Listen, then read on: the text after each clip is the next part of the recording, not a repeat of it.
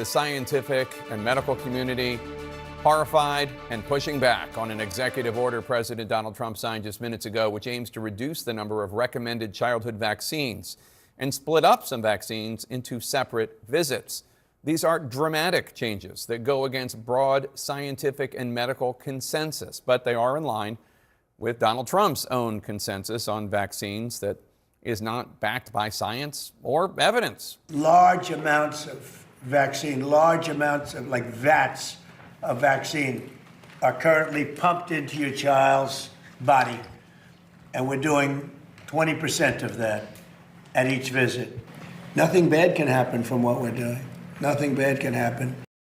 Nothing bad can happen. Famous last words. Trump in recent months has pressed HHS Secretary Robert F. Kennedy Jr., who has no scientific background and no medical training, for more action on the childhood vaccine schedule, as well as a continued search for links between vaccines and autism. For decades, there have been extensive studies of vaccines that have yielded no evidence of a connection to autism. So Trump's childhood vaccine shakeup is being called out by the medical community, including Republican Senator Bill Cassidy of Louisiana, a trained physician who was the deciding vote to confirm RFK Jr. as HHS Secretary. The outgoing senator, writing on X, quote, "I'm a doctor. This executive order is wrong. The president does not have the expertise to make these changes. Vaccines are overwhelmingly safe. Vaccines are effective. Vaccines do not cause autism. Parents should listen to their child's pediatrician about vaccines rather than listening to an inaccurate executive order. This is so wrong," unquote. Decades ago, children received only a small fraction of the vaccines required today. In those times, people were much healthier, and of course, the high rates of autism now observed did not exist. So there's a reason for such epidemic rates of autism. We should note, extensive scientific research by actual experts has found no evidence of a link between vaccines and autism. The executive order also moves to split the combined measles, mumps, rubella vaccine, or MMR vaccine.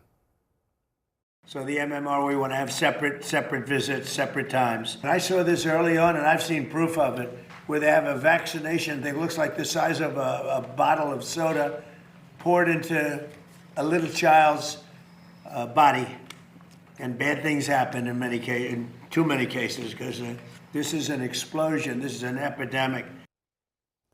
Separating the MMR vaccine is a change President Trump has long sought, not because the combined shot isn't safe and effective, not because medical experts and scientists think it's something that should happen. It's because President Trump feels this change should happen.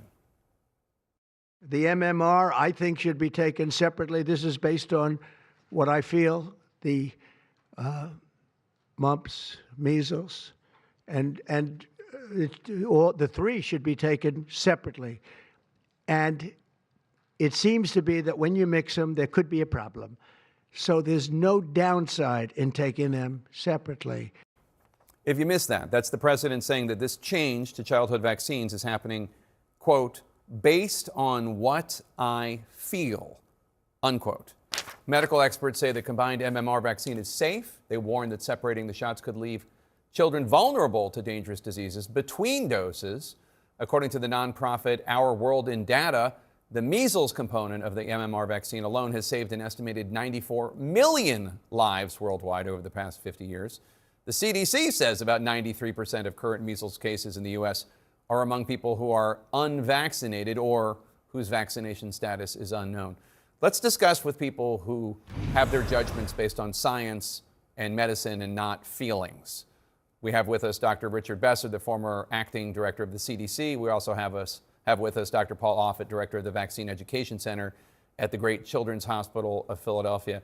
Dr. Besser, to you first. What's your reaction to these major changes to the childhood vaccine schedule, including how many immunizations are recommended for a child's earliest years?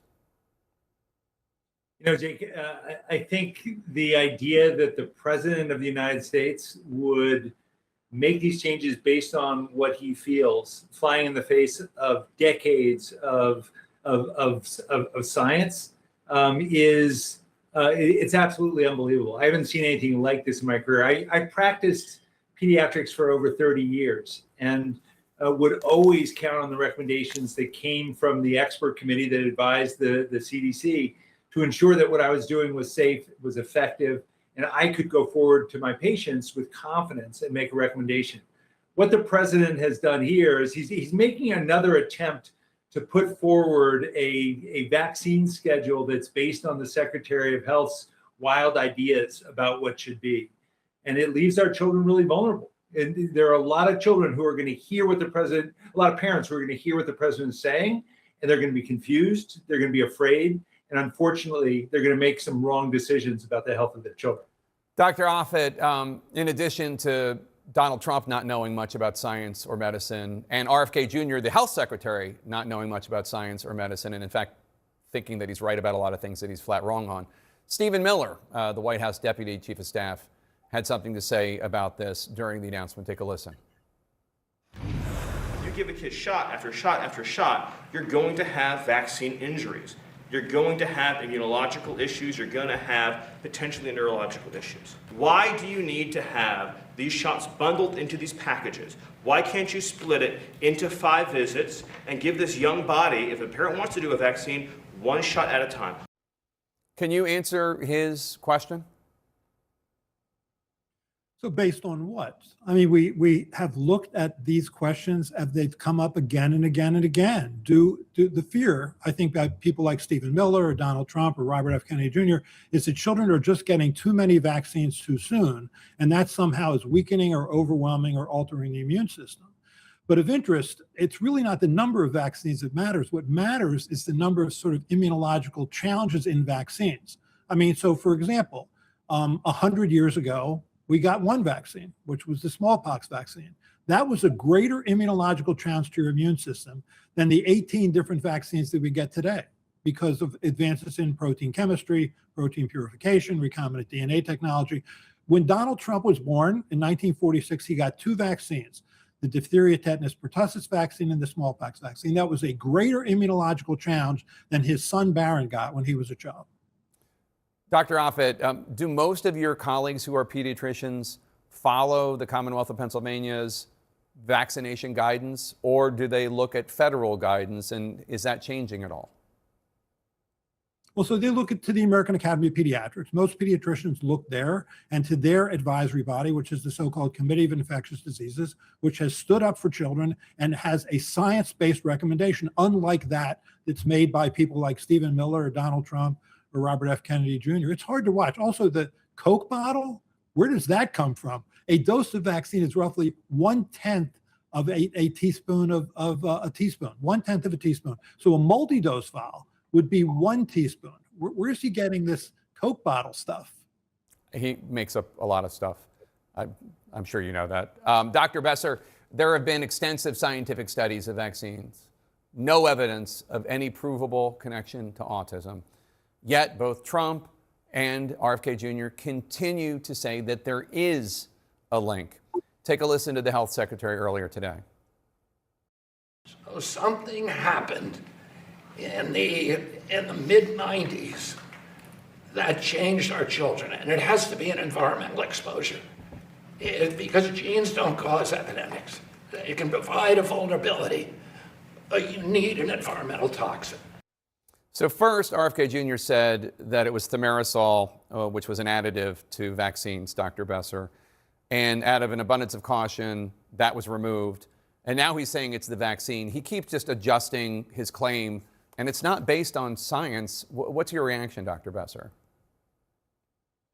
Well, my reaction is that the secretary, by continuing to go down this path, is deflecting dollars that could be spent to ensure that the children who are autistic can lead their fullest lives. This is a distraction, and it is an expensive distraction, and it's a distraction that is instilling fear. The questions that he's raised about vaccine schedule, about timing, about the number, have all been addressed by science. But the fact that we've gone down this road, it started with a physician who's been totally discredited, who raised up these claims a long time ago. They were addressed, they were studied, and they haven't been found to be the case. There's a lot of exciting work that has gone on to try and look at the various causes of autism, and a lot of more work that needs to be done to ensure that the children who are autistic can fully participate in society. Do you think it's likely, Dr. Besser, that this decision is going to result in lives being lost? You know, I think that there are quite a number of people who are going to hear this, and they're going to be confused, and they're going to delay. And one of the things that I found to be miraculous as a pediatrician was every time a new vaccine was developed and was found to be safe and effective, that meant that there were children who I was not going to see with these diseases anymore. In my office, in the hospital, I was not going to have to talk to parents who were losing a child. And this instills fear where there shouldn't be fear.